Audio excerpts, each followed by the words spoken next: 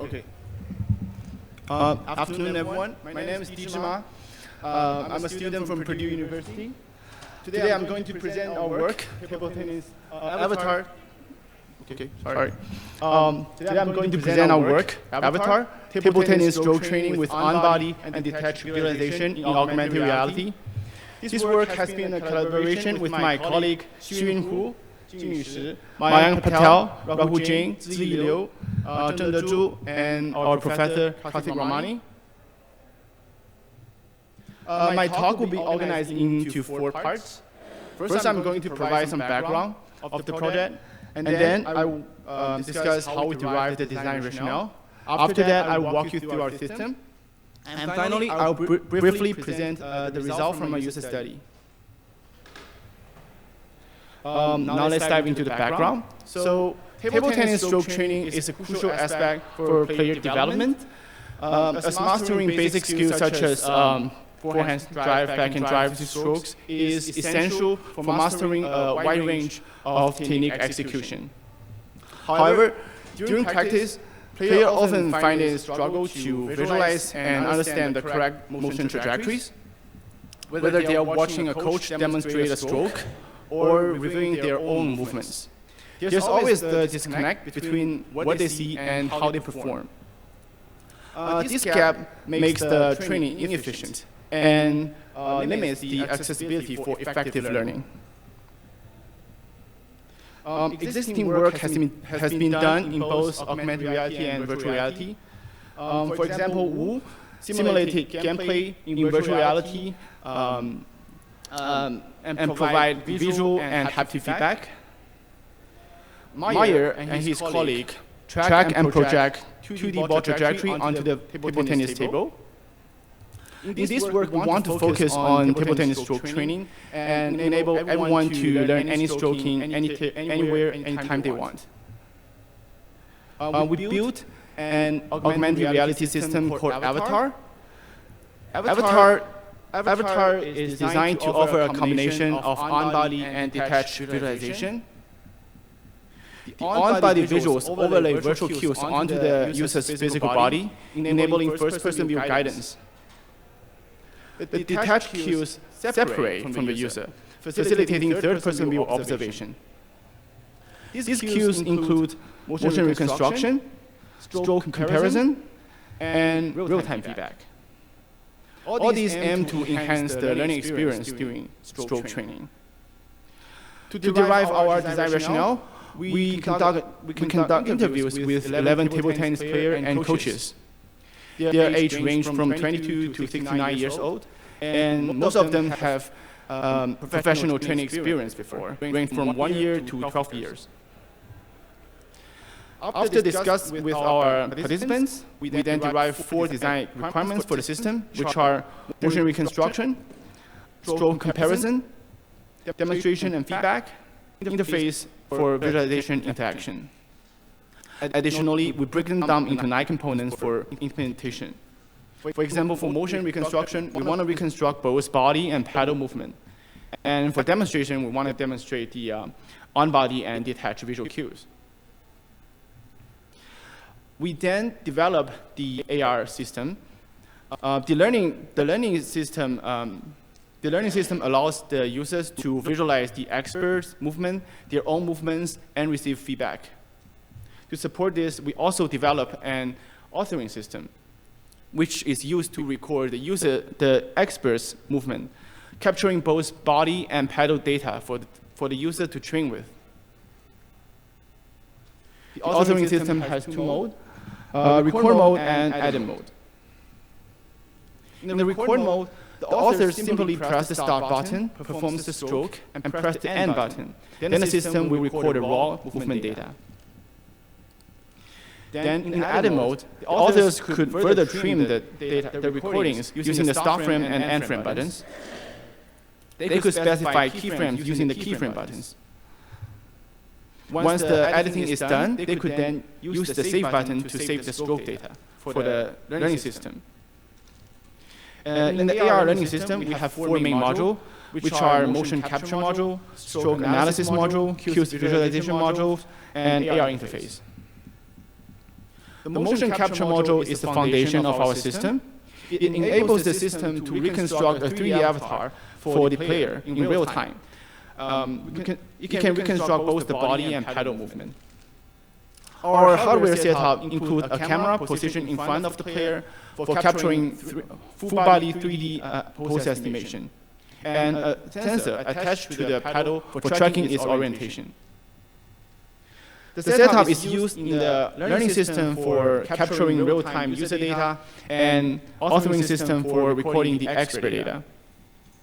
Once we have the user data and the expert data, the stroke analysis module can then compare the user's movement to the experts, provide feedback based on the accuracy and alignment. We use a dynamic time wrapping-based algorithm to compare and analyze each joint's and pedal's angle. This setup allows the system to account for any time variations, even if the user and the expert perform at a slightly different pace. Using the pose data and comparing results from the motion capture module and the stroke analysis module, the cues visualization module could provide on-body and detached visual cues based on the user's preferences. On-body cues overlay correct motion trajectory onto the user's body for both body parts and pedal. The detached cues has two avatars, an expert avatar that demonstrates the correct stroke movement, and a user avatar that reflects the user's real-time posture. Any incorrect joint will be highlighted in pink. User could use the AR interface to select the stroke to train on. Furthermore, they could customize their learning experience by adjusting the visual preferences. For example, they could change the playback speed of the expert avatar demonstration and toggle the detached and on-body visual cues on or off. I'll now elaborate on an example of using our system. Initially, the player will select a stroke to train on. Then the system will display an expert avatar that performs the selected stroke. The user could change the playback speed of the avatar. They could walk around it for a closer look and pause at any time they want. After observation, they could then train with this expert avatar. They could select to display an user avatar, which reproduce their real-time performance. The system will compare the user's movement to the expert's movement and highlight incorrect joints in pink. To optimize these arrows, the user could then choose to display the on-body guidance. The on-body guidance has both for body parts and for the pedal.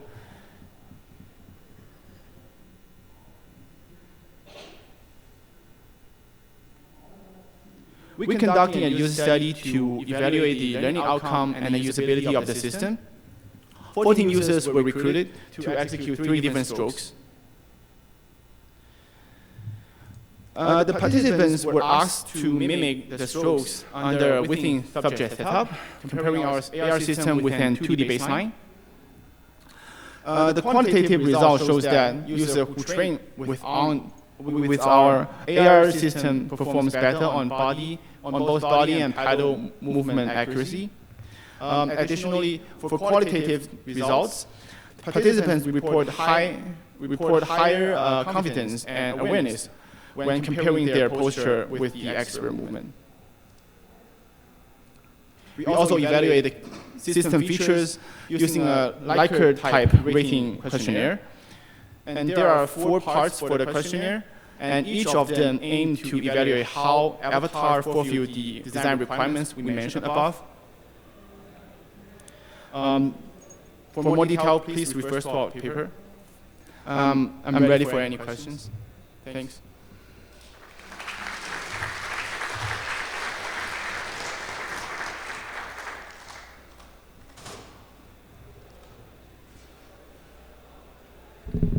Thanks so much. Feel free to line up here for questions. Yeah, that's a good work. And I'm Sheo Liu from University of Pennsylvania. So I'm just wondering, like, you are using a webcam and an IMU to reconstruct the full body, like a posture. But like, because the webcam has no like depth data, like, and you only have one IMU on your wrist, I think like how is possible to reconstruct the full motion of the whole body, like for the chunk and the legs. Okay. So the question is about how we reconstruct the 3D avatar use a monocular camera setup. Yeah, and just one IMU on the wrist. Well, there are monocular camera 3D reconstruction algorithms. You can take a look. We are using a model called VNAC model. It actually performs pretty well. We choose this setup because the computational cost for monocular webcam is quite low, so we could reproduce the 3D posture in real time, and the accuracy, I think, is pretty good from the video you can see. Yeah, you can take a look at the paper. Yeah, for more detail, you could discuss when in the poster session. Steve Feiner, Columbia University. So this is really cool. I have a question about the differences between the person who's learning and the person who's the expert. They might have very different body shapes and types, different heights, different limb lengths. And how do you account for those differences that would make it really impossible maybe for the person who's learning to emulate the expert because their body just doesn't do that? The question is about how our system could adapt to like people with different body scales, or the fact that there is going to be a difference between the expert and the how to learner. compare since they have different body shape. Well, this is a really good question. We rescale the expert avatar based on the user's body joints length. So we actually have a calibration setup. After we capture the initial frame of the user's data, then we could compare it with the expert data, and then we rescale the expert avatar to adapt the user data. Okay. Yeah. I guess I don't know whether that really is the right way to do it. Yeah, I but agree. I don't play table tennis. Okay, thank you. Does that answer your question? Okay, thank you. Hi, I'm Hoshishi from MIT, and I'm a serious player. So my question is, learning basic stroke is fine, but all about the tactics, also service, quality of the levers, all the motion, and also depending the type of the opponent, cutman or spin, or you have to really adjust all the tactics. So do you have a high-level, like expert training system for me?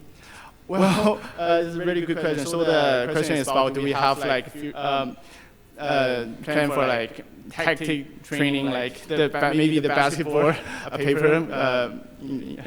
Yeah. So in this paper, we only focus on the basic one, the stroke, but we do have plan to maybe we can train the user with like different types of opponents, or maybe even different incoming balls, then the stroke will be slightly different. I think this could be a very interesting future direction for the work. We actually have some idea of it. We haven't implemented that yet, but yeah, we could discuss during the poster session. Yeah. I think there's abundance of the video footage from Olympics in Paris. So you can really see all the how they adjust tactics or the training. Maybe you can do the amazing advanced version for next Sky conference in Yokohama. Thank you. Thank you.